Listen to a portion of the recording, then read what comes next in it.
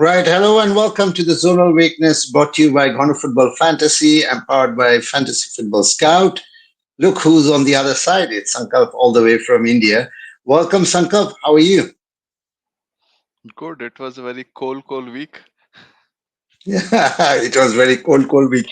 Yeah, it was pretty heavy as well, I would say. Yeah, those who didn't have it, right? You have an interesting story to tell. Would you mind sharing it with the audience?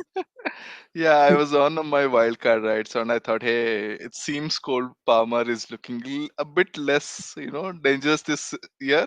So maybe I take a chance. I sold him for Saka. Saka did some eight chances, eight dribbles, something, some stats, but no points. And Palmer scored four in one half. My God, it was so much freaking pain. And I guess that's how wildcard goes, right? Wildcard is the week of pain. So I had to take it. Well, that's called successful wildcard, and that's in my case, it was also horrible. To be honest, I didn't have Palmer, but I had all the other players. And then just before the Monday night game, I was trying to look into my team and see, like, where do I stand? And I was still on a red arrow. And then I was like, okay, Semenyo is my only hope, like many other managers. And then finally, when Semenyo delivered, I just managed to get a green arrow by 1 point. So, yeah. And I was also on one card. So yeah. But anyway, we managed, and yeah, Cole Palmer doing Cole Palmer thing. It was extremely cold, and I can see you wearing a jacket, so it's still cold.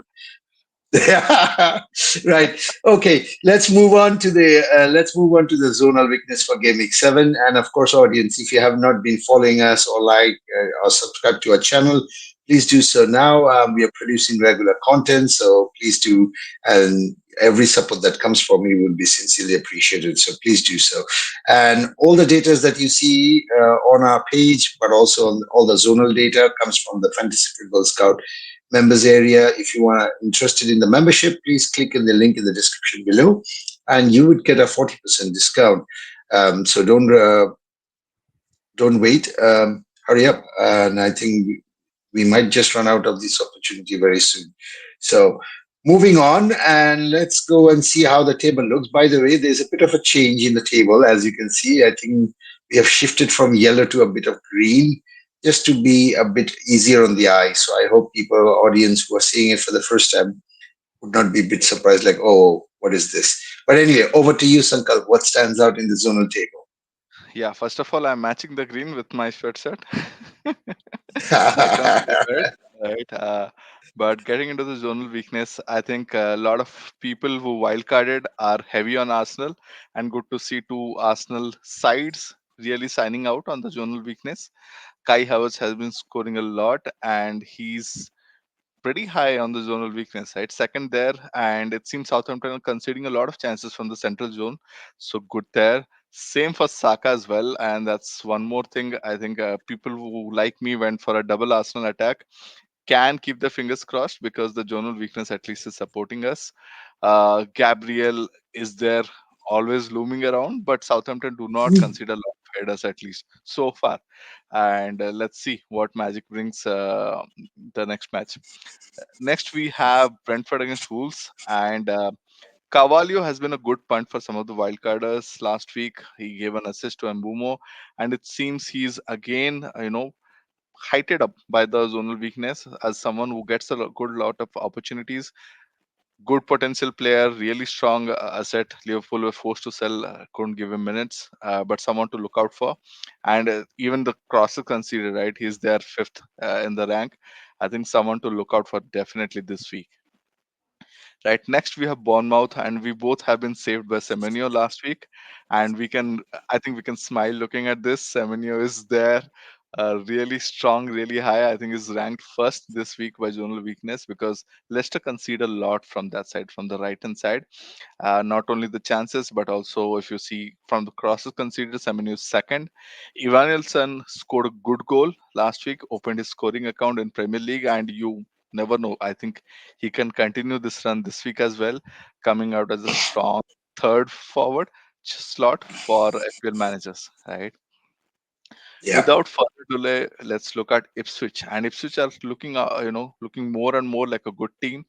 Delap is someone who's again coming out as a strong third forward choice for a lot of FPL managers. Scored a brace against Villa. The second goal was so good, right? And fourth on the rank, right? West Ham are not looking good at all. Very disorganized in the defense. No press at all. So might be something to look at. Uh, Again, I think they're considering a lot from the right flank as well. So someone like Clark, Davis, they're ranked really high. And in case you have those extra, last fifth, fourth midfield choices, I think you might have some surprise as well.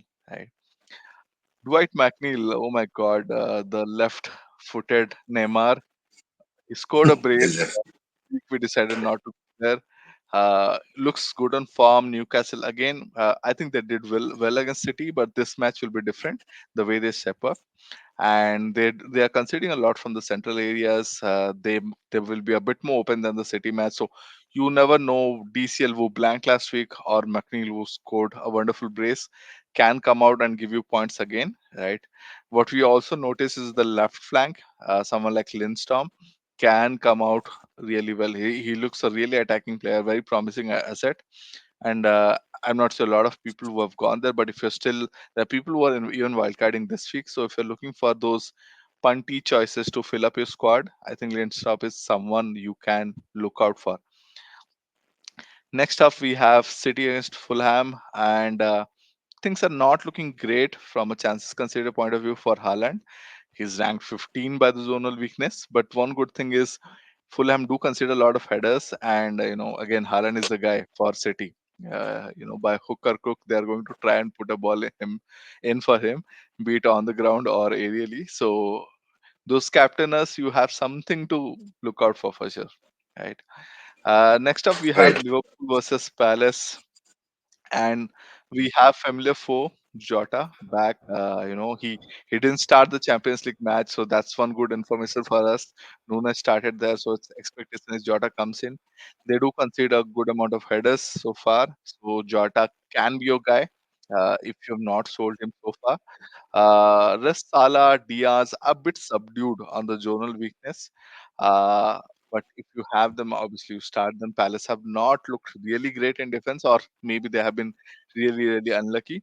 Let's see how this game week brings on for us. After this, I think it's everyone's favorite attack now. Chelsea.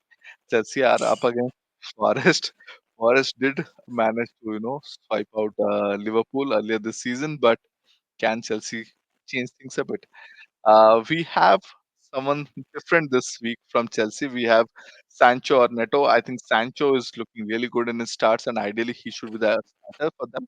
So Sancho is someone who's signing out on the zonal weakness. They are considering a lot of chances on the right flank, uh, not so much on the central area. So if you have Jackson, Palmer, you hope the best. But at the same time, they do consider a lot of crosses as well. So Sancho, Madueke, both of them are signing up there. And if they manage to put those crosses in, you never know. Someone like Jackson, Palmer can actually go in and deliver something for you. Right? Yeah. Interesting table, to be honest. Look at it. I mean, besides Saka and Havertz, I think the rest of them are usually very cheap options. And those cheap options are really standing out. So I think managers having those cheap options, I think this is an ideal week. At least the zonal is indicating that this is an ideal week where you play your cheap options rather than focusing on the others. Anyway, let's move to the second table and let's see what stands out here. So, Sankalp, over to you again. Yeah, so Wolves are up against Brentford, and Brentford are slightly looking better now defensively, but they have considered a lot of chances over the last 5 weeks, odd, before the sixth game week. And Kuna and Larson both are standing out for Wolves against Brentford. Even someone like Semedo, who's pretty attacking. Eighth Nuri, I think a lot of people do have Eighth Nuri, and you have a lot of chances conceded from the flanks as well. So Brentford for sure have not looked settled in the defense so far, and Wolves can be a team who are really hurting so far in the Premier League, and they can look to turn the channel, choices around this game week. Right. Next, we have Newcastle, and Barnes is looking good there, and Barnes, I think 2 3 seasons back was Yeah, really favorite FPL asset for a lot of FPL managers, right? So he's looking good. He's been injured for the last couple of seasons, but I think he's getting this form back, and he's such a good finisher of the ball, right? So again, this game week feels like a week where some of those differential assets for you can really pay off, and Barnes is there on the top for zonal weakness this week, right? exactly. Next up, we have Spurs. Spurs against Brighton. Brighton were really leaky against Chelsea, and we don't know whether they're going to concede a similar amount of chances. The data is a bit skewed because of that Arsenal red card. I don't know. As an Arsenal fan, I just wanted to put that in, but uh, you, you never know. I think Solanke has looked good, but to be honest, Brennan Johnson has really caught my eye against Spurs. Against United, he was so good. I'm sure Nadeem bhai, you would have, your heart in your mouth for a lot of times in that match, Yeah, and Johnson looked yeah, I did. so Johnson looked so good. I don't know if I can repeat it enough times. And they have rested him for today's match, so he comes in fresh again. The zone of weakness is not pushing anyone up for this week, but if you have someone, you never know. If Brighton continue to play a bit high, there are spaces to attack, like they did against United, and someone like Brennan Johnson, someone like Sun if he's back, because one is starting today. If Sun is back, Madison, these guys can really, give you some good returns this week. Next up, we have Villa versus United. Villa are at home. Villa just defeated Bayern Munich last week. So Emery and Villa are on form. They're rolling, and United are considering a lot of chances on the headers at least. So Watkins is up there, white and bold.